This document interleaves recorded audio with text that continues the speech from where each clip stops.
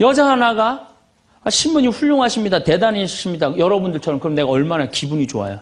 나는 수영장 25m 풀 40밖에 한 번도 안 쉰다니까 그 여자 한다는 소리가 자기는 25m 풀 100밖에 한 번도 안 쉰다는 거야. 아니 그럴 때 교우가 신부가 그렇게 말하면은 아우 신부님 대단하십니다. 그럼 얼마나 좋아요. 자기도 이제 잘난 척 하고 싶은 거지. 머리채를 다 확 젖뜯고 싶더라고요. 아 내가 또 질 수 있어? 아니 나는 내가 신학교 때 단축 마라톤 내가 12km 토요일마다 맨날 뛰었다니까 자기는 42.195km 10번 완주패가 있다는 거예요. 우리가 한번 잘난 척 하기 시작하면 어떤 현상이 일어나느냐 하면은 내가 아는 유명한 사람, 내가 아는 유명한 정치인 별 얘기를 다 해요. 다 끄집어내. 내 것도 아닌데. 지기 싫은 거지. 네. 가방. 우리나라가 4대 명품 시장이래잖아요. 가방도 보면 막 300만 원짜리 막 들고 다니는 자매들 많죠. 남편 월급이 300만 원인데 그걸 가방으로 바꿔갖고 한 달 내내 들고 다니는 거야. 한 달 내내. 네. 아니 내가 밍크 코트를 하나 샀어. 밍크 코트를 샀는데 이거 한번 1000만 원짜리인데 이거 입고 한번 성당에 나가야 되는데 이놈의 지구 온난화 때문에 왜 이렇게 겨울에 안 추워? 응? 제발 좀 추워야지 한번 입고 나가는데 그래갖고 그냥 밍크 코트 입고 기다리다가 1월 말에 어떻게 하고 입고 나가면 속에는 그냥 민소매 소대나시 입고 그냥 속 치마 입고 그리고 그냥 밍크 코트 입고 나가는 사람들 많아요. 제가 우리 앞으로 뭐 내년 1월 15일 날 전력이 뭐 샷다운 된다고 그러잖아요. 예. 그런데 보면은요, 호텔이나 백화점에 겨울에 가보면요, 다 반팔 입고 다녀요. 정신 나간 거죠. 예. 가진 척. 그냥 겨울에 벗고 다니는 게 가진 척 하는 거 아닌데. 예. 아는 척, 가진 척. 이거 다 해서 뭐 하고 싶어요? 잘난 척 하고 싶은 거예요. 여러분들 제일 꼴보기 싫은 게 뭐예요? 잘난 척 하는 거죠? 예, 이쁜 여자들이 그냥 이쁜 척 하는 거. 이거 진짜 꼴보기 싫은 거죠. 예. 근데 이쁘지도 않은데 이쁜 척 하면 더 꼴보기 싫죠?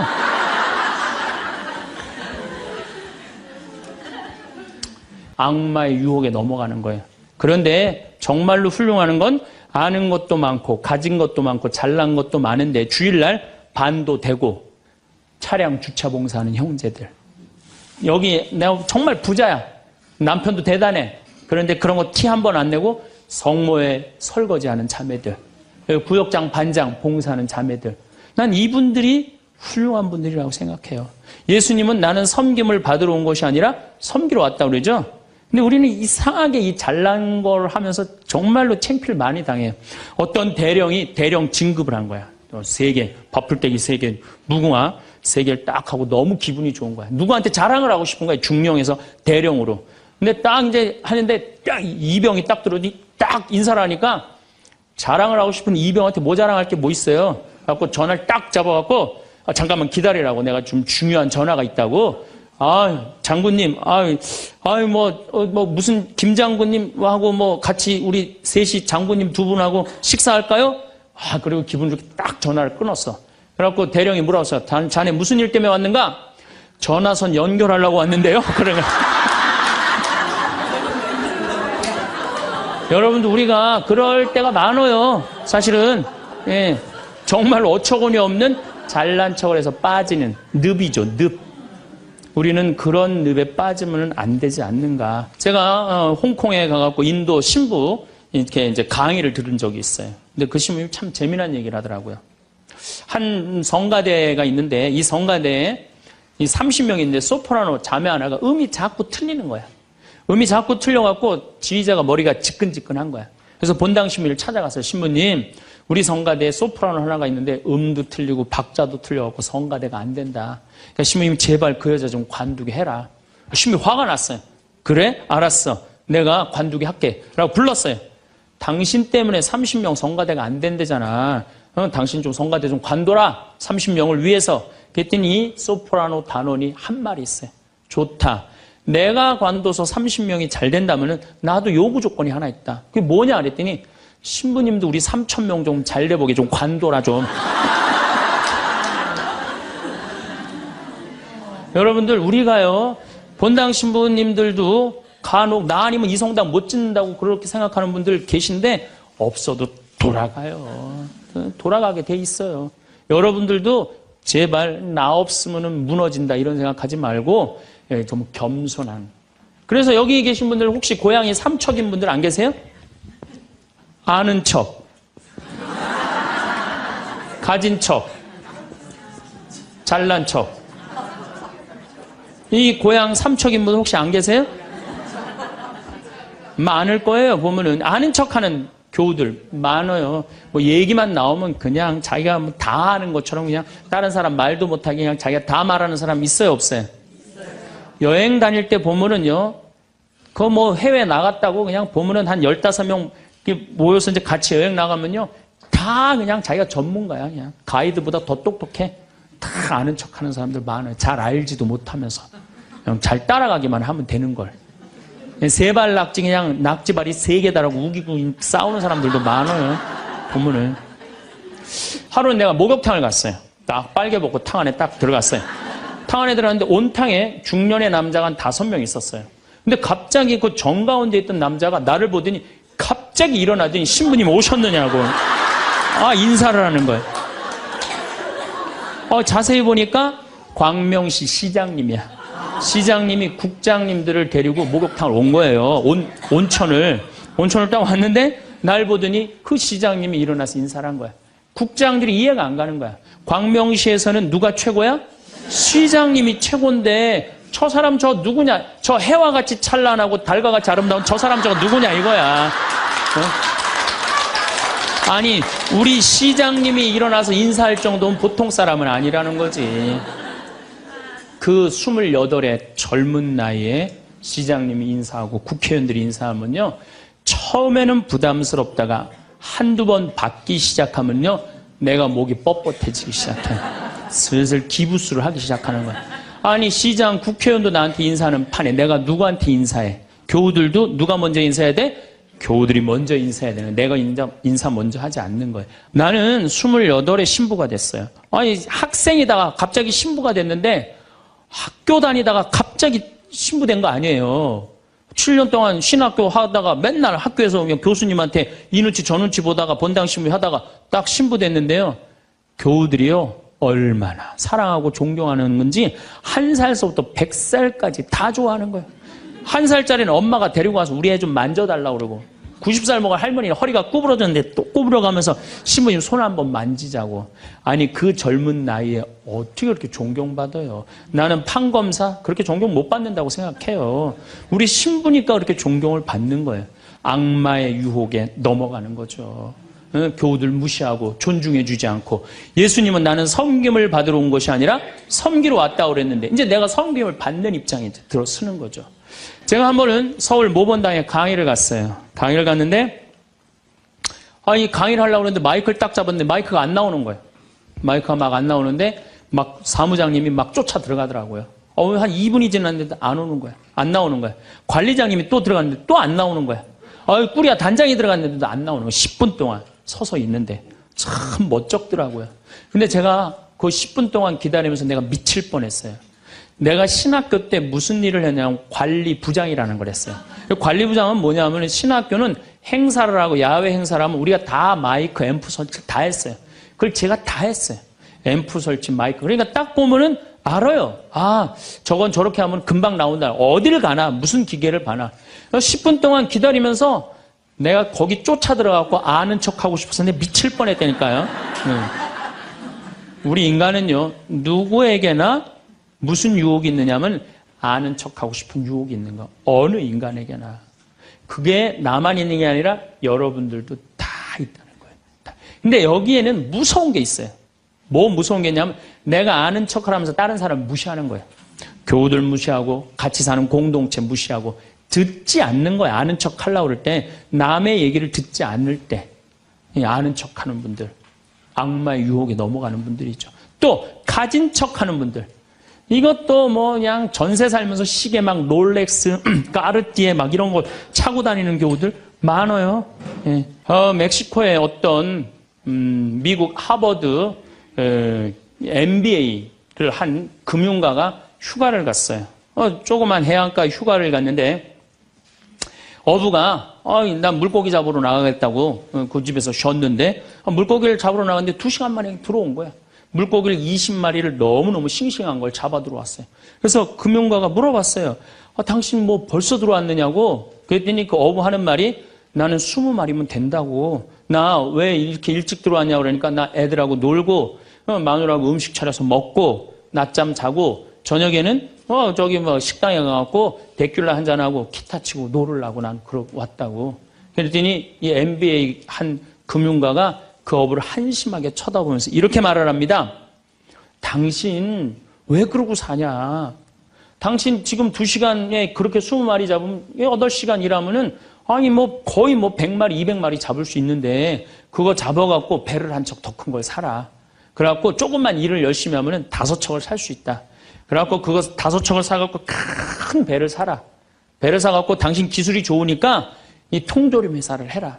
통조림 회사를 해갖고 이 회사를 참 물건을 팔아라. 그래갖고 여기서 살지 말고 맨하탄에 가라. 뉴욕. 맨하탄에 오면 내가 다 코치를 해줄 테니까 그 맨하탄에서 그 다 꾸민 거를 주식을 딱 팔아갖고 백만장자가 돼서 다시 와서 당신 행복하게 살면 되지. 왜 이 20마리 겨우 잡고 들어오느냐고. 그랬더니 어부가 물어봤어요. 그렇게 내가 백만장자가 돌아와서 여기 돌아와갖고 내가 쉴 수 있는데 걸리는 시간이 얼마가 걸리느냐 그랬더니 한 30년 정도 걸릴 것 같다고. 그랬더니 어부가 기가 막힌 말을 하죠. 난 지금 그러고 있는데 내가 뭐하러 30년 동안 고생을 해야 되느냐 이거예요. 그러니까 이 어부한테는 돈이 행복을 주지 않는다고 생각을 한 거예요. 내가 지금 내 아이랑 부인이랑 행복하게 살면 되는데 뭐하러 욕심을 피고 사느냐는 거예요. 그러니까 여러분들이 고통스러운 이유가 뭔지 아세요? 욕심 필 때 고통스러운 거. 인생 쫙 돌아보실 때 언제 여러분들이 괴로운지 아세요? 욕심 필 때. 자식 욕심, 돈 욕심, 사람 욕심, 재물 욕심 이거 필 때요. 다 형제간에 의 갈라지고요. 내가 하느님 떠나고 다 하는 거예요. 그러니까 이 유혹에만 안 빠져도 1 더하기 1은 2라고 생각하고 사는 사람 절대 인생 괴롭지 않아요. 여러분들 마음 안에 지금 내가 이게 수지에 지금 수지 이거 그냥 계속 막 뭐 광교 신도시도 들어오고 도로도 빵빵 뚫려서 이게 이제 5억짜리가 10억 될 거야. 아직 뛰지도 않았는데 머릿속에 이미 5억이 더 벌린 거야. 그때부터 괴로운 거예요. 그때부터. 1 더하기 1은 2지. 1 더하기 1은 10이 절대 아니다. 남은 인생 여러분들 허튼 욕심 피지 마세요. 그럼 악마가 못 따라온다는 얘기죠. 이게 안 되니까 악마가 이번에는 예수님을 높은 산에 데리고 가요. 이스라엘에 가보면은 40일 단식하시고 난 다음에 높은 산이라고 그러는 건 예리고가 내려다 보이는 산이에요. 예리고가요 6,000년 된 도시예요. 사막인데 그냥 막 물이 펑펑펑펑 솟아나와요. 그래갖고 그냥 사람이 정말로 살기 좋은 데예요. 그 예리고라는 도시를 보여주면서 당신이 나한테 절을 한다면 내가 당신한테 권세와 영광을 주겠다고 그래. 근데 우리가 놀랍게도 돈 욕심보다 더 무서운 욕심이 뭐냐면 권세와 영광이에요. 여러분들 여기 지금 권세와 영광 여러분들 피세요 안 피세요? 여기 있는 분들. 돈 없는 사람도요 자존심 상하면 기분 나빠요. 그렇죠? 여러분들 부부 사이에서도 권세와 영광 필 것 같아 안 필 것 같아요? 당신 나 만났으면 쪽박 찼어. 당신 같은 사람 세상에서 살지도 못해. 나 만났으니까 이러고 사는 거야. 이러면서 부부 사이에도 누가 잘났다고 해? 내가 잘났다고 권세와 영광 드러내요. 이게요. 돈 없는 사람도 받는 유혹이 권세와 영광이에요. 이거 국회의원 대통령만 받는 게 아니에요. 이거 제일 많이 받는 사람이 우리 신부들이에요. 신부들. 제가 31살에 평택 비전동이라는 성당에 본당 신부가 됐어요. 교우가 한 4,000명 되는데 뭐 아주 교우들이 착하고 아파트촌이라 그냥 돈도 너무너무 많이 내갖고 예산도 저 시골 교구보다 더 많았어요. 본당 예산이. 갔더니 교우들이 나보러 신부님 훌륭하십니다. 똑똑하십니다. 위대하십니다. 영민하십니다. 말마다 그런 얘기를 하는 거예요. 처음에는 그 말이 부담스럽다가 자꾸 들으면 어떻게 돼요? 세상에 내가 제일 똑똑하고 영민하고 위대하고 그런 줄 아는 거예요. 갑자기 교우들이 사모임원들이 신부님 이렇게 하시면 안 됩니다. 그럼 화가 나는 거예요. 왜 화가 날까요? 훌륭하고 똑똑하고 위대하고 영민한 내가 결정한 건데 어디다 나한테 반기를 드느냐 이거예요. 악마의 이 낚시에 딱 걸리는 거죠. 우리가 이게 너무 많은 유혹을 받아요. 우리가 신학교 졸업할 때 교수님들이 끊임없이 이렇게 얘기를 합니다. 예수님이 예루살렘에 입성할 때 당나귀를 타고 입성을 해요. 그렇죠? 낙이라는 게 얼마나 볼품없어요. 말은 타면은요, 기분이 너무너무 좋아요. 근데 당나귀는 참 내가 기분이 나빠. 당나귀를 타면은. 그러니까 사람들이 욕을 할 때도 덩키 그러잖아요. 외국에서도 그렇고. 당나귀는 사람을 무시하는 거예요. 당나귀 같다는 사람. 근데 이 당나귀에 그냥 예수님이 딱 올라타니까 예루살렘에 들어가니까 막 사람들이 막 옷을 벗고 막 환호를 하고 빨마가지를 흔들으니까 이 당나귀가 너무 신이 난 거예요. 이야, 드디어 나의 가치를 알아보는구나. 사람들이. 여러분들, 당나귀 보고 사람들이 손을 흔들었어요? 예수님 보고 사람들이 손을 흔들었어요? 예수님 보고 흔들었죠? 우리 신부들도 똑같아요. 나 때문에 교우들이 나 존경해 주는 거라고 난 생각하지 않아요. 누구 때문에 존경해 주는 거예요? 내 뒤에 있는 예수님. 만약에 내 뒤에 예수님이 없다면은 나 세상에 나가면요, 쳐다도 안 봐요. 거들떠도 안 봐요. 그런데 처음인 걸 잘 알아요. 근데 1년이 지나고 2년이 지나고 5년이 지나면요, 내 뒤에 예수님은 온데간데 없고 누구만 남아? 나만 남는 거예요. 악마가 나한테 절을 하면 권세와 영광을 주겠다는 거 똑같은 거죠. 제가 작년에 뉴욕 퀸즈라는 분당에 강의를 갔어요. 강의를 갔는데 교우들이 진짜 많이 왔어요. 지하에서 1층으로 올라오는 엘리베이터가 10명이 타는데 20명이 타고 엘리베이터가 꼈어요. 하고 911이 와서 막 전화해갖고 911이 엘리베이터에 있는 사람들 다 꺼냈어요. 그럼 하여튼 난리가 났어요. 이번 2월 달에 70 먹은 아주머니, 아주 예쁘게 생기고 곱게 생겼어요. 요즘 70 먹어도 정말로 아줌마야. 아줌마가 딱 와서 신부님, 제가 뉴욕 퀸즈에서 왔습니다. 저를 아십니까? 그래서 잘 모르겠는데요. 제가요, 누구냐면요, 신부님 강의 오셨을 때 엘리베이터에 낀 여자입니다. 그리고 왔어. 그런데 신부님이 그 강의를 했을 때 화가 나십니까? 라는 CD, 그거를 사서 아들이 뉴욕 의대 수술 집도이래요. 대단한 거죠. NYU 대학의 수술 집도이면. 근데 우울증이 있었는데 그걸 출퇴근에 듣고 다니면서 맨날 웃어서 우울증이 없어졌다는 거예요. 그러니까 아들이 한국에 돌아가면은 꼭 평창에 가고 신부님한테 고맙다고 얘기하라고. 내가 그 정도로 대단했다는 얘기예요. 네. 그래갖고 이제 강의가 끝나고 그 가브리엘 신부님이라고 1.5세 신부님인데 아주 정말로 젠틀한 신부님이야. 같이 이제 사제관을 가는데 여자 하나가 따라오는데 미국 여자가 따라오는 거예요. 뭐 영어로 막 떠드는 거예요. 뭐라고. 근데 대충 그런 얘기야. 자기는 한국말을 모르는데 신부님 강의에 감동받았다는 거예요. 이야, 내 강의 이제 감동받다 못해 이제 미국 여자까지 내 강의 감동을 받는구나. 고맙다고. 근데 본당 신부님 자꾸 빨리 가재는 거예요. 기분이 나쁘더라고요. 지금 미국 여자가 내 강의 감동받아서 얘기하자는데 말 끊으니까. 그래도 어떻게 본당 신부님 최고 아니에요. 나는 초청 받아서 간 사람이고. 그래서 다음에 얘기하자고 고맙다. 그리고 신부님하고 사제관으로 가는데 신부님이 그 여자가 안 보이니까 나한테 하는 소리가 신부님 저 여자 이거라고 이거. 우리가 한번 권세와 영광을 추구하다 보면요, 주는 것도 덥석덥석 받아먹는 게 인간이에요. 주는 것도 덥석덥석 받아먹는 게 인간이에요. 여러분들 지금 대통령은 아니더라도 전 대통령들 청와대에 들어갈 때 보면 다 70% 지지율이 들어갈 때. 근데 나올 땐 전부 똑같이 10%대였어. 다. 왜 10%대로 떨어질까요? 5년 동안 밑에 있는 사람들이 훌륭하십니다. 대단하십니다. 위대하십니다. 영민하십니다. 5년 동안 들으면요, 5년째 판단력이 흐려지는 거예요. 그런데 이거는 대통령뿐만 아니라 저나 여러분들이나 누구에게나 빠질 수 있는 유혹이야. 나 없으면은 이 집 망한다. 나 없으면 우리 사목회 망한다. 나 없으면 우리 구역 망한다. 나 없으면 우리 레지오 망한다. 나 없으면은 우리 성모회 망한다. 절대 그런 생각하지 마세요. 없어져도요, 잘 돌아가요. 그랬더니 예수님이 한 분이신 하느님만을 경배하여. 정말 어쩜 말씀마다 이렇게 맞는 말씀만 하세요. 사람이 빵만으로 사는 것이 아니라 뭘로 산다고요? 하느님의 말씀으로 사느니라. 여러분들 이 말씀이라는 게요. 내가 이제 지금 60대 신분들 지금부터 공부를 하면은요. 그 깨달음의 깊이는 말할 수 없이 깊대요. 지금부터 막 진리를 탐구하고 막 깨달음의 그런 세상 속으로 나가고 기도 열심히 하면은요. 여러분들은 말할 수 없는 깊은 세계에 빠져들 수 있다는 거예요. 예수님 말씀으로 사느니라. 이 말씀 맞는 얘기예요. 돌더러 빵이 되라고 그러는 거. 나한테 절을 하면 뭘 준다고? 권세와 영광을 준다고 그러니까 뭐라 그래? 한 분이신 하느님만을 경배하라. 여러분들 성당에 나와갖고요. 하느님 경배 안 하고 자기 경배하라고 그러는 분들 많아요.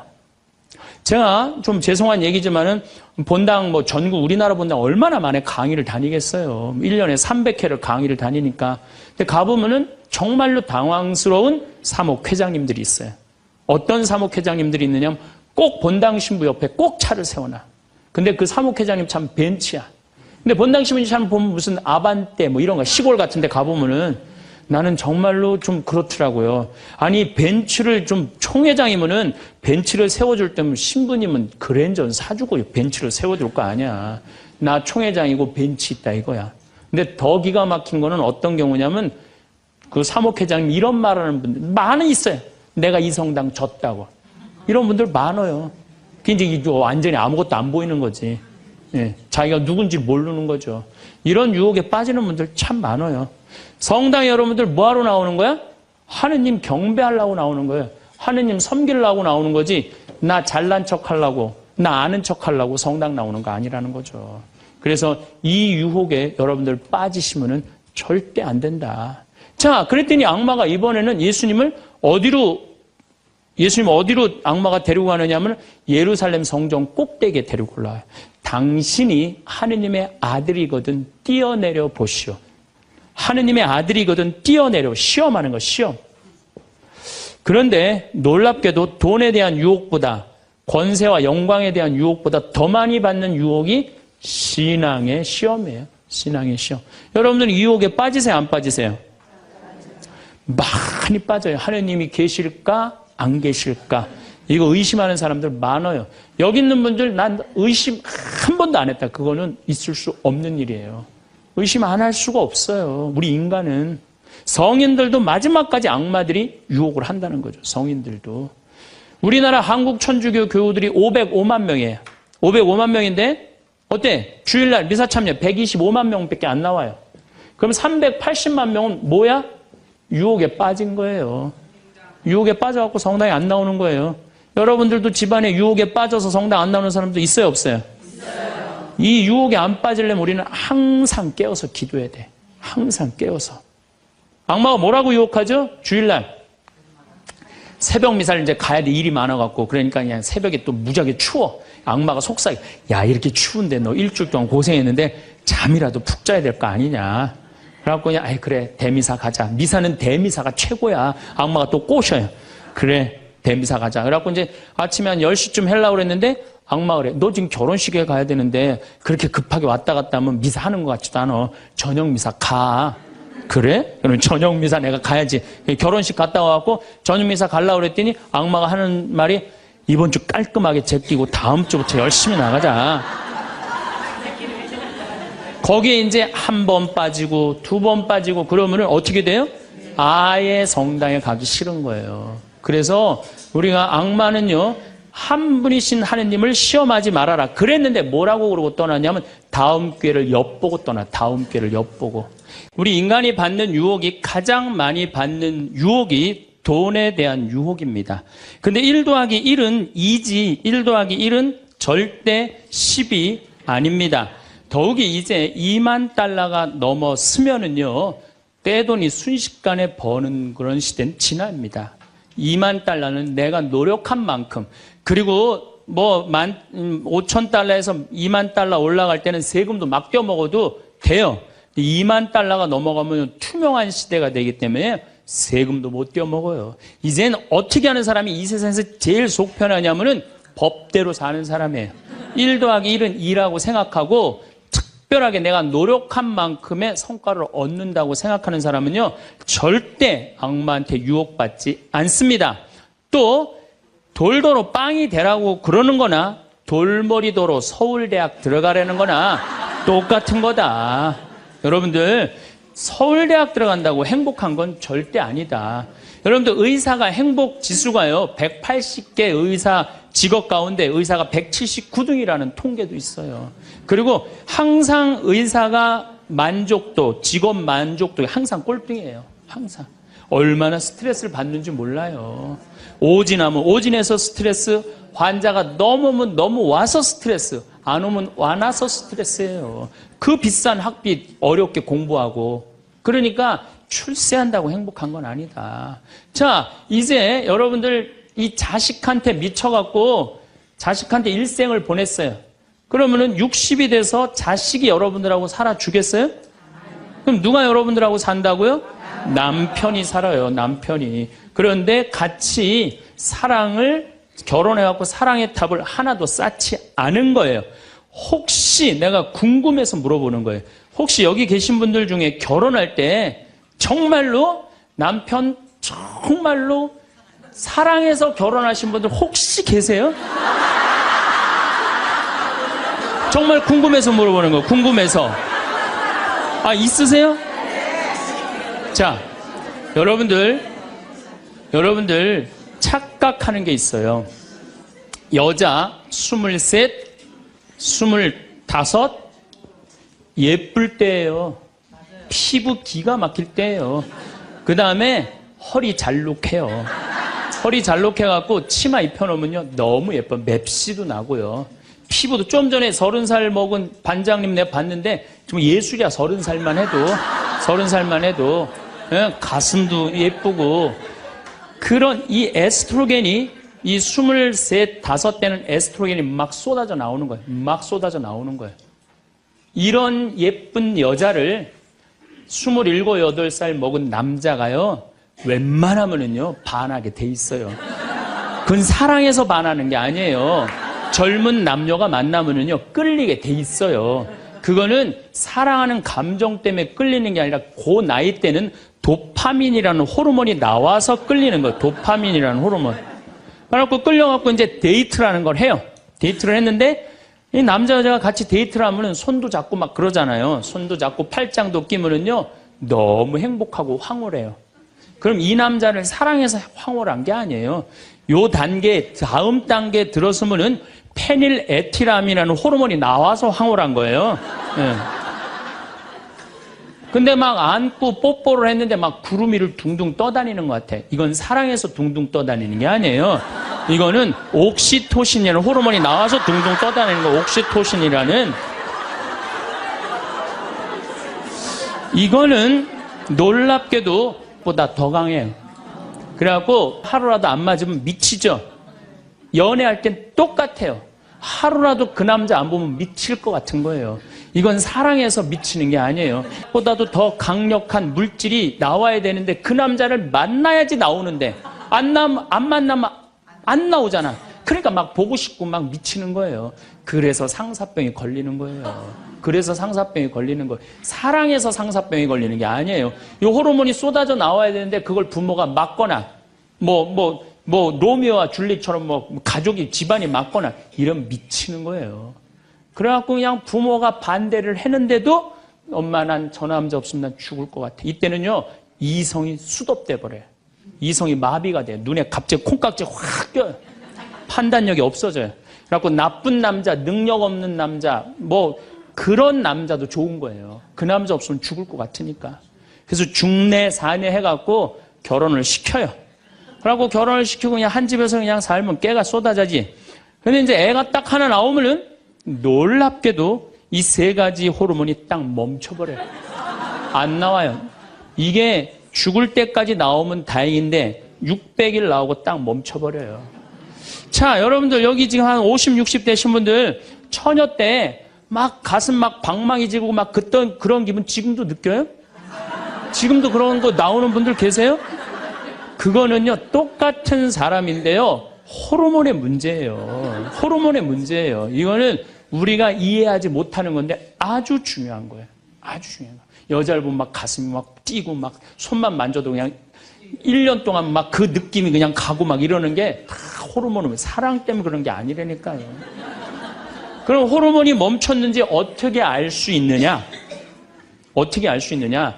젊었을 때는 치마만 입고 그냥 브라우스만 입어도 그냥 남자가 그냥 가슴이 나 터질 것 같다고 너 보면 너무 행복해서. 그런데 결혼해갖고 애가 하나 나와갖고 옷을 벗고 왔다 갔다 하는데 남편이 이러는 거예요. 야, 축구 안 보이잖아. 왜 왔다 갔다 해? 테레비 앞에서 빨리 비켜. 아니, 옷을 벗고 왔다 갔다 하는데도 테레비 안 보인다고 비키라고 그러면은요, 이 호르몬은 딱 멈춘 거예요. 끝난 거야. 이건 끝난 거예요. 근데 놀랍게도 우리가 어떤 착각을 하느냐면은 사랑이 식었다고 생각해요. 사랑이 식었다고. 그게 아니에요. 이 호르몬이 쏟아져 나올 때 하느님이 남녀를 묶어준 거예요. 그럼 결혼을 해서부터 사랑의 탑을 쌓아가야 돼. 계속 쌓아가야 돼. 근데 우리는 딱 결혼하자마자 엄마는, 이 문제는 애가 하나 나오면 여자는 옥시토신이 계속 나와요. 왜 계속 나오냐면 젖을 먹이면서. 애가 막 까무락까무락 그러는 거 보면서, 아장아장 걷는 거 보면서 남자 없어도 돼. 얘만 있어도 돼. 그냥 얘한테 미치는 거예요. 그럼 남자는 또 뭐를 갈구하냐면 도파민을 갈구해요. 도파민이라는 건 남녀가 처음 만났을 때 첫눈에 반하는 때 나오는 호르몬이에요. 그러니까 이제 부인한테는 안 나오는 거야. 그냥 나가 젊은 여자한테 전전긍긍하면서 그냥 그 도파민 맛을 계속 느끼는 거예요. 그 여자는 자식 키우는데 미쳐있고 남자는 나가서 돈 버는데 바깥에서 미쳐있는 거예요. 그렇게 30년 동안 남남으로 사는 거예요. 남남으로 살다가 남자는 이제 60이 넘어갖고 사회에서 가라고 그러니까 집에 들어오고, 여자는 이제 자유롭게 살라고 그랬더니 이게 뭐 완전 체인징 파트너를 하는 거냐. 그래갖고 남편이 집에 들어왔고 사랑이 하나도 없는 사람, 사랑하는 사람 밥 세끼 차려주는 것도 힘든데 사랑하지도 않는 남자 밥 세끼 차려주는 거 좋아요, 나빠요? 나빠요? 좋아요? 이 뭐 자기 손이 없어, 발이 없어. 손 하나 까딱 안 하고 밥 세끼 차려내라면 뭐라고 그러면서 차려줘요, 부엌에서. 삼식이. 이 뒷말은 내가 안 하겠어요. 방송에 나가갖고 밥 세끼 차려달란다고. 두 끼 차려달라면 뭐라 그래? 두 식에 그냥 밥 세끼 차려달라고. 그런데 옥시토신이 계속 나오는 부부들이 있어요. 결혼하고부터 같이 여행도 다니고 포장마차도 가고 산책도 다니고 서로 그냥 위해주고 이런 부부들은 60이 되면은요, 남편이 이런 생각이 든대요. 나한테 시집 와줘갖고 애 낳아주고 살림 살아주고 너무 고맙다. 만지기만 해도 너무너무 행복하대요. 그런 사람들은 계속 옥시토신이 나온대요. 여자도 마찬가지래요. 여자도 내가 이 험난한 세상에 저 남자 만나서 저 남자가 바람막이 다 대주고 내가 좀 행복하게 살았다. 보면 너무너무 고마운 거야. 이 두 부부는 60이 넘어도요, 서로 만지기만 해도 행복하다는 거예요. 옥시토신이 나오는 부부들은요, 여보, 남편이 그런데요. 여보, 나 내일 산에 갈 거거든. 아침 점심은 내가 알아서 먹을 테니까 당신 애들도 없는데 걱정하지 말고 당신 푹 쉬었다가 나 저녁만 해줘. 이러면요, 이때부터는 남편을 부르는 용어가 달라져요. 님자를 붙여줘요. 우리 집 일식님은 한 끼밖에 안 드신다고. 얼마나 고마워하는지 몰라요. 그런데 남편이 밥을 한 끼도 안 먹는다, 집에서. 이건 너무 고마운 거예요. 여러분들, 우리 어머니 아버지가 결혼 63주년이 됐어요. 60년 때 어머니가 이러셨어요. 나 60년 동안 밥 해먹는 건 지겹다고. 그랬더니 아버지, 내가 직접 들었어요. 아버지 하시는 말씀이 60년 동안 밥하는 거 했었지. 이제부터 내가 해서 먹을게. 그래서 우리 아버지가 해서 드세요. 집에서 한 끼도 부인한테 상 차리라고 안 하면은 이때부터는 대통령 아들 대접해 주는 거예요. 영식님을 대통령 아들이라고 부르는 거거든. 우리 집 영식님은 한 끼밖에 한 끼도 안 드신다고. 그런데 이 남편이 밥 세끼 차려달라는 것도 모자라서 간식을 내놓으라고 그러네. 그럼 뭐라 그래? 간나이. 간식 차려내란다고. 그런데 간식을 종종 차려내라고 그러네. 그럼 뭐라? 종간나이.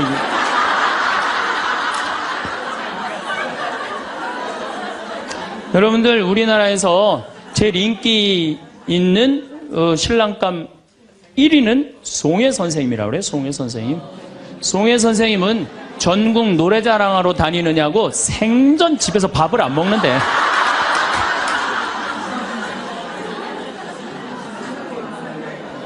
자, 여러분들 사랑 없는 남편이랑 60이 넘어갔고 40년, 50년 한 집에서 산다. 만만치 않은 일이에요. 보통 심각한 문제가 아니에요. 네. 그런데 우리는 60이 넘어서도 누구한테 미쳐 있느냐면 아직도 정신 못 차려. 자식한테 미쳐 있어요. 일본은 60이 넘어서 자식들 생활비 대주는 비율이 8%예요. 홍콩은 60이 넘어서 자식들 생활비 대주는 게 11%예요. 우리나라는 60이 넘어서 자식들 생활비 대주는 비율이 83%예요. 자식한테 미쳐 있는 거예요. 원숭이가 바나나를 못 나서 자기 목숨을 잃어버리듯이 대한민국 60대 할머니, 할아버지들은, 특히 할머니들은 누굴 못 낳아? 자식을 못 낳아서 본인의 인생을 다 망치는 거예요. 나머지 50년, 60년 인생을 다 망치는 거예요. 남편도 없고 자기도 없는 거예요. 우리나라 노인들은 행복이 하나도 없는 거예요. 자식한테 미쳐갖고. 자, 이제 60부터, 지금 태어나면서부터 아인슈타인부터 지금 시작을 했어요. 아인슈타인부터 시작해갖고, 뭐, 천재부터 시작해갖고, 이제 점점 꿈이 망가지고, 결혼해갖고 자식한테 미쳐있다가, 60이 넘어서면요, 60이 넘으면요, 여자한테는요, 몸에 에스트로겐이 안 나와요. 몸에서 뭐가 나오냐면 테스토스테론이 나와요. 남성 호르몬이 나와. 60 넘은 할머니들 보면 여자 같은 할머니 하나도 없어요. 전부 깡패 같은 할머니밖에, 깡패 같은 할머니. 내가 얼마 전에 부산에를 갔는데 택시를 탔어요.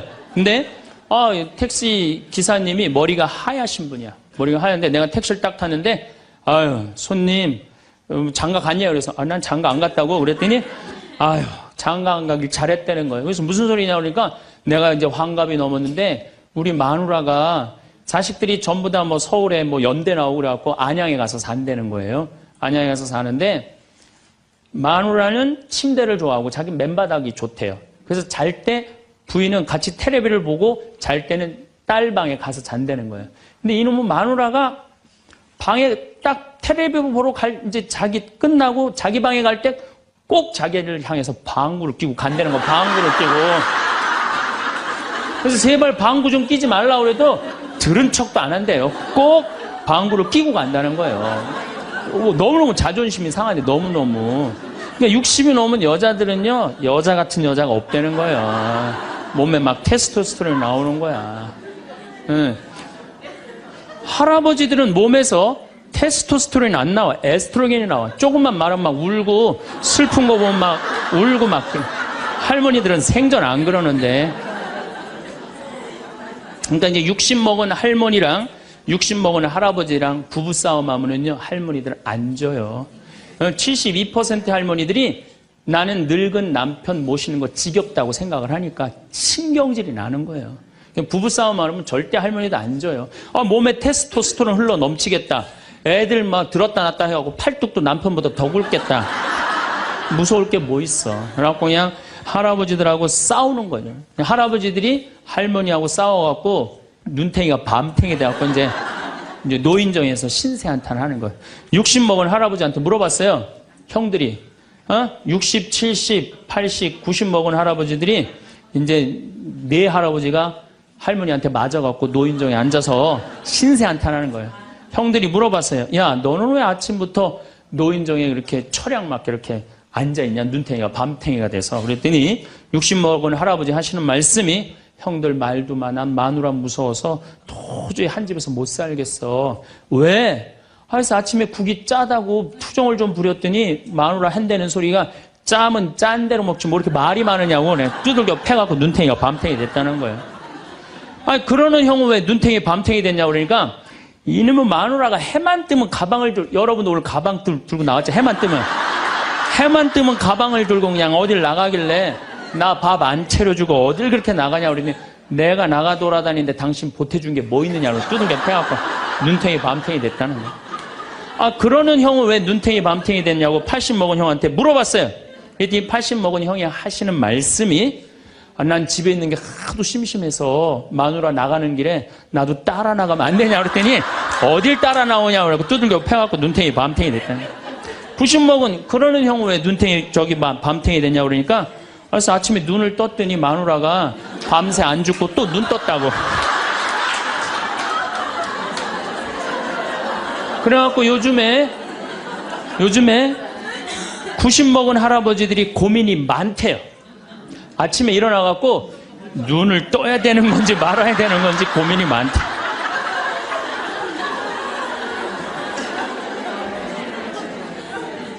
근데 문제는 여러분들은 자식들하고 살지 않습니다. 여러분들은 남편하고 삽니다. 그러면 제일 중요한 관계가 부부예요, 부부. 근데 우리는 세상에 돈 욕심, 자식 욕심 피느냐고 정말 중요한 걸 잊어먹고 사는 거예요. 정말 중요한 것. 부부간의 사랑을 잊어먹고 사는 거예요. 사람이, 예수님이, 이 악마가 돌도로 빵이 되라고 하니까 예수님이 기가 막힌 얘기를 해요. 사람은 빵만으로 사는 것이 아니라 하느님의 말씀으로 사느니라. 말씀이 없는 사람은요, 이 세상을 행복하게 살 수가 없어요. 마음 안에 진리가 없는 사람은요, 이 세상을 행복하게 살 수가 없어요. 여러분들 이 멀리까지 인천에서, 서울에서, 수원에서 여기 오신 이유는 말씀 들으려고 오신 거 아니에요? 그렇죠? 그럼 뭔가 답을 알고 살아가는 거, 뭔가 답을 알고. 그동안 우리는 무언가를 더 소유해야 행복해질 수 있다고 여겼을지 모릅니다. 더 많은 것을 쌓고 더 나은 것을 가져야만 마음이 놓인다고 믿어왔습니다. 하지만 이제는 선명히 보입니다. 진정한 행복은 더하는 과정이 아니라 오히려 덜어내는 마음에서 시작된다는 사실이 보입니다. 무거운 짐을 한참 지고 가다가 내려놓는 순간에 그 홀가분함처럼 우리 마음 또한 불필요한 욕심과 걱정을 덜어낼 때 비로소 자유로워집니다. 그렇게 가벼워진 마음의 빈자리에 비로소 진짜 소중한 것들이 하나둘 채워지기 시작하지요. 물론 이것은 결코 쉽지 않은 과정일 수 있습니다. 오랫동안 품 생각들을 바꾸고 익숙했던 방식을 내려놓는 일에는 때로 용기가 필요합니다. 하지만 한번 그 변화의 흐름에 몸을 맡기고 나면 놀랍도록 평온해지는 자신을 발견하게 될 것입니다. 행복을 찾기 위해 멀리 떠날 필요도 없고 복잡한 방법을 배울 필요도 없었습니다. 단지 세상을 바라보는 마음의 눈을 조금 달리 뜨면 되는 일이었습니다. 그러면 단조롭게만 보였던 보통의 하루 속에서도 보석처럼 반짝이는 수많은 순간들을 발견할 수 있게 됩니다. 한때 우리는 통장에 쌓이는 숫자가 마음의 든든함과 비례한다고 생각했습니다. 새로운 물건이 주는 반짝이는 기쁨이 오래갈 것이라 여겼습니다. 남들보다 더 많이 가져야만 비로소 안심이 된다고 믿었기에 쉼 없이 더 많은 것을 갈망하며 살아왔습니다. 그러나 어느 순간부터인가 그런 것들이 주는 기쁨의 유효기간이 무척 짧아졌음을 느끼게 됩니다. 새로 산 물건은 며칠 지나면 눈에 익숙해지고 값비싼 무엇도 시간이 지나면 그저 하나의 물건일 뿐이었습니다. 더 많이 가질수록 더 많은 것을 원하게 되는 끝없는 욕망의 굴레에 갇혀 있었을 뿐입니다. 진정한 만족은 다른 곳에 있었습니다. 아침에 눈을 뜨고 건강한 몸으로 하루를 시작할 수 있다는 사실. 따뜻한 밥 한 끼를 맛있게 먹을 수 있다는 감사함. 깨끗한 물 한 잔으로 목을 축일 수 있는 평범함. 이처럼 당연하게만 여겨왔던 일상의 소중함을 깨달을 때 마음은 온기로 가득해집니다. 고급스러운 음식보다는 정성껏 차린 소박한 식탁이 더 큰 울림을 줍니다. 먼 곳으로 떠나는 화려한 여정보다 집 앞 골목길을 천천히 걷는 산책이 더 깊은 여유를 선물합니다. 가진 것에 감사할 줄 아는 마음이야말로 가장 큰 풍요로 향하는 길입니다. 부족한 것을 헤아리기보다 이미 가진 것들을 헤아려 보면 우리는 충분히 넉넉한 삶을 살고 있음을 알게 됩니다. 만족할 줄 아는 마음 속에서 피어나는 평안함은 그 어떤 물질적 풍요보다 깊고 진실한 행복을 안겨줍니다. 소비가 줄어드니 자연스레 주변을 돌아보게 됩니다. 꼭 필요한 것만 구입하고 오래 쓸 수 있는 것을 선택하는 삶의 방식은 우리가 발 딛고 사는 이 세상을 더욱 아끼는 길이기도 합니다. 이런 작은 변화들이 모여 더 큰 의미를 만들어간다는 생각에 마음이 뿌듯해집니다. 누군가를 처음 만났을 때의 설렘과 떨림은 이제 잔잔한 강물처럼 고요하게 흐릅니다. 뜨거웠던 감정들은 시간의 품 차분하게 익어가며 더욱 깊은 빛깔을 띠게 되었습니다. 이제 우리는 압니다. 이 고요하고 잔잔한 흐름 속에 진짜 사랑이 숨쉬고 있다는 것을 말입니다. 오랜 시간을 함께한 사람은 이제 숨쉬는 공기처럼 너무나 당연한 존재가 되었을지 모릅니다. 그래서 미처 고마움을 표현하지 못하고 지나쳤던 그 소중한 사람. 아침에 함께 눈을 뜨고 나란히 잠자리에 드는 지극히 평범한 일상이 실은 얼마나 큰 축복인지 새삼 깨닫게 되는 순간이 있습니다. 화려한 꽃은 한순간 눈부시게 피었다가 이내 시들지만 묵묵히 자리를 지키는 나무는 계절이 바뀌어도 변함없이 든든한 그늘을 내어줍니다. 우리의 인연 또한 그런 나무와 같아야 합니다. 눈에 잘 띄지 않을지라도 언제나 그 자리에서 서로를 지켜주는 든든한 버팀목이 되어주는 관계여야 합니다. 아침에 건네는 다정한 인사 한마디와 하루 끝에 나누는 따뜻한 격려 한마디는 비록 사소해 보일지라도 그 작은 관심들이 모여 큰 사랑의 기둥을 세웁니다. 마치 텃밭을 가꾸듯 매일 조금씩 정성을 들여 돌보는 인연은 시간이 흐를수록 더욱 단단해지고 깊어집니다. 서로의 모습에 많은 변화가 있었을지도 모릅니다. 하지만 그 변화마저도 함께 포개어온 시간의 흔적이라 생각하니 더욱 애틋하게 느껴집니다. 서로의 부족함을 채워주고 아픔을 보듬어주며 함께 걸어온 그 길 위에는 이제 우리만의 특별한 이야기가 새겨져 있습니다. 때로는 작은 다툼이 생길 수도 있습니다. 생각이 다르고 취향이 달라 의견이 부딪힐 때도 분명히 있습니다. 하지만 그런 차이점들조차 이제는 자연스러운 삶의 일부로 받아들일 수 있습니다. 완전히 같을 수 없는 두 사람이 서로의 다름을 인정하며 조화롭게 살아가는 법을 배우는 것이 진짜 사랑의 모습이기 때문입니다. 가족들과의 관계 역시 마찬가지입니다. 때로 마음이 상하고 서운한 감정이 들 때도 있지만 결국 우리는 한 뿌리에서 뻗어나온 가지들입니다. 가족이라는 인연은 세상 무엇과도 바꿀 수 없는 소중한 보물입니다. 조금 더 너그러운 마음과 따뜻한 말로 서로를 대할 때 우리라는 울타리 안에는 평화가 깃들게 됩니다. 힘든 시기를 함께 견뎌온 벗들과 나누는 대화는 그 자체로 큰 위로가 됩니다. 서로의 건강을 염려하고 행복을 진심으로 바라는 마음이 오고 갈 때 우리 삶이 얼마나 따뜻한 것인지 다시 한번 느끼게 됩니다.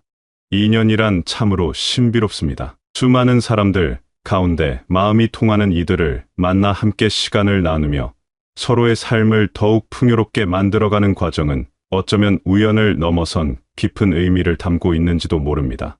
우리는 어쩌면 평생 남들의 시선을 의식하며 살아왔는지도 모릅니다. 다른 이에게 내가 어떻게 보일까 염려하는 마음에 스스로 무거운 갑옷을 입혀왔습니다. 완벽해 보이려 애쓰는 만큼 부족한 모습은 감춰야 했고 때로는 모르는 것도 아는 척하며 힘겨운 순간조차 괜찮은 척 버텨내는 것이 익숙한 삶이었을지 모릅니다. 그러자 놀라운 변화가 찾아왔습니다. 꾸며진 모습이 아닌 진짜 나를 보여주니 사람들도 더 편안하게 다가옵니다. 완벽한 척했을 때보다 부족함을 인정했을 때 오히려 더 많은 따뜻함을 경험하게 됩니다. 약점을 숨기지 않고 드러냈을 때 더 깊은 위로와 진심, 어린 격려를 받을 수 있습니다. 삶의 경험이 쌓이면서 우리는 무엇이 정말 중요하고 무엇이 그저 스쳐가는 허상인지 분별하는 눈을 갖게 됩니다. 다른 사람의 평가보다 내 마음의 평화가 더 소중하다는 것을 깨닫습니다. 남들의 인정을 받기 위해 애쓰는 삶보다 나 자신과 온전히 화해하는 것이 더 중요하다는 것을 알게 됩니다.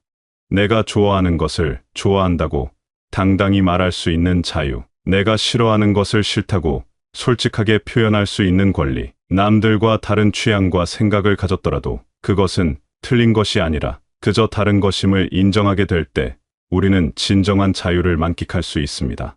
편안한 옷을 입고 편안한 신발을 신고 편안한 마음으로 하루하루를 살아갑니다. 굳이 꾸밀 필요도 없고 과시할 이유도 없습니다. 그냥 나답게 자연스럽게 살아가는 모습 그 자체로도 충분히 아름답다는 것을 우리는 이미 알고 있습니다.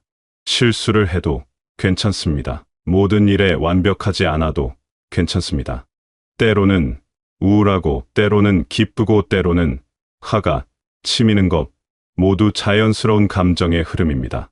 이런 감정들을 억지로 누르려 하지 않고 있는 그대로 받아들일 때 마음은 한결 가벼워집니다.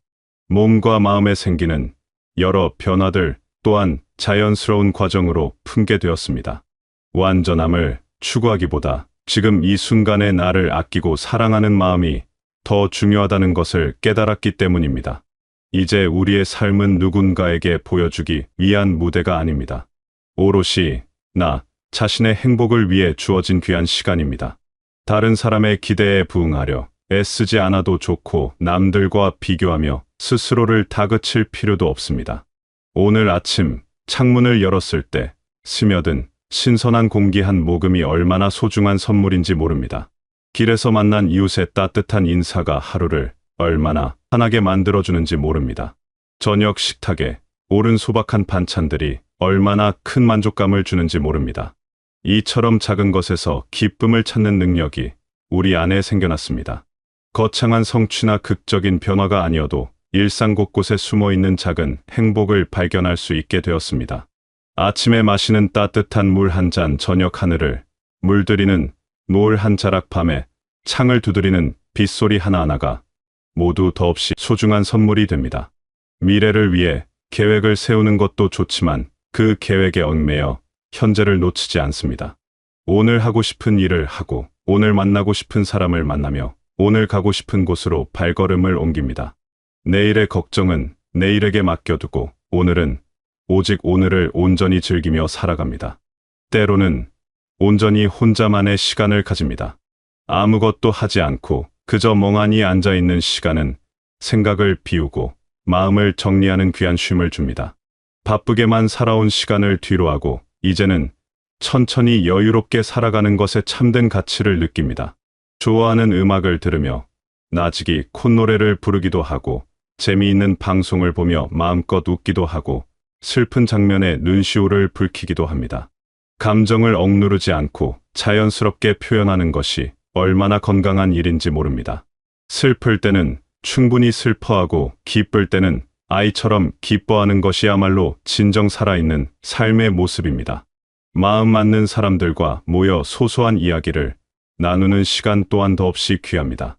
대단한 주제가 없어도, 특별한 계획이 없어도 그저 함께 있다는 사실만으로 마음이 따뜻해집니다. 서로의 안부를 묻고 서로의 이야기에 귀 기울여주는 것만으로도 충분히 의미 있는 시간이 됩니다. 새로운 것을 배우는 즐거움도 있습니다. 늦었다고 생각하지 않고 궁금한 것이 생기면 기꺼이 배워봅니다. 완벽하게 잘하지 못해도 괜찮습니다. 그 과정 자체가 즐겁고 새로운 알을 얻는다는 사실이 기쁩니다. 배움에는 정해진 때가 없다는 말을 실감하게 됩니다. 자연과 가까워지는 시간도 늘려갑니다. 공원을 산책하며 계절의 변화를 온몸으로 느끼고, 이름 모를 꽃과 나무들을 바라보며 생명의 신비로움을 생각합니다. 삭막한 환경에 지쳐있던 마음이 자연의 품 부드럽게 치유되는 것을 느낍니다. 행복은 멀리 있지 않았습니다. 바로 우리 곁에, 우리의 일상 속에, 그리고 우리 마음 안에 고요히 자리하고 있었습니다. 거창한 성공이나 큰 부를 이루지 않아도 지금 이 순간 우리는 이미 충분히 행복할 수 있는 존재입니다. 가진 것에 감사하고 곁에 있는 사람을 소중히 여기며 있는 그대로의 자신을 사랑할 때 진정한 행복의 문이 열립니다. 남들과 비교하지 마십시오. 어제의 나와도 경쟁하지 마십시오. 오늘의 나는 오늘 그대로 완전하고 소중합니다. 일상의 작은 기쁨들을 놓치지 마십시오. 평범한 풍경 속에서도 특별한 순간들을 발견해내십시오. 여러분의 삶은 이미 충분히 아름답고 가치 있습니다. 그 아름다움을 알아보는 눈과 그 소중함을 느낄 수 있는 마음을 가지시길 바랍니다. 살다 보면 힘든 시간도 있을 것이고 슬픈 일도 마주하게 될 것입니다. 하지만 그런 어려움 속에서도 작은 희망을 찾고 사소한 위로를 받으며 하루하루를 나아가다 보면 어느새 따뜻한 봄날은 어김없이 찾아올 것입니다. 이 인생의 계절은 돌고 돌아 겨울 다음에는 반드시 봄이 오듯이 어둠의 시간이 지나면 반드시 빛이 우리를 비춥니다. 여러분이 지나온 모든 시간들은 결코 헛되지 않았습니다.